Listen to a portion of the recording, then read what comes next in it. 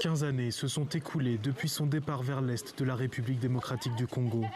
Jean Damascène Niyonzima, 41 ans, redécouvre son village de Bunyombe à l'ouest du Rwanda, ainsi que sa maison et ses proches. Ce qui m'a le plus frappé, c'est d'avoir quitté un pays peu développé et aujourd'hui de découvrir un pays transformé. Les maisons traditionnelles ont disparu, les gens sont bien habillés, il y a de l'électricité, l'eau est accessible, vraiment tout a changé.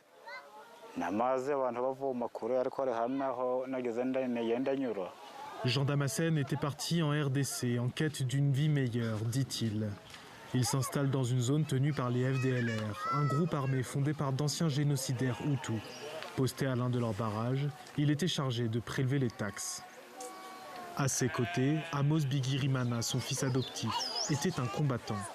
Né en RDC de parents FDLR tués au combat, il a déposé les armes l'été dernier pour être rapatrié au Rwanda, son pays d'origine qu'il n'a jamais connu. Là où nous vivions dans la forêt, il n'y avait ni route ni véhicule. La guerre nous poussait à fuir tous les 2 jours. En 2022, après avoir été blessé à Walikale par le M23, j'ai quitté les FDLR. Fin mars, Amos, Jean Damascène et quelques 200 personnes ont été emmenés dans ces bus vers leur district d'origine.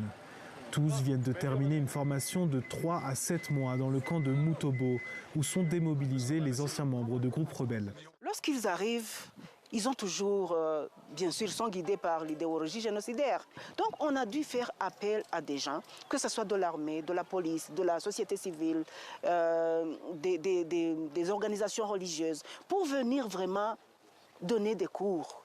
Donc c'est comme ça que la formation se passe.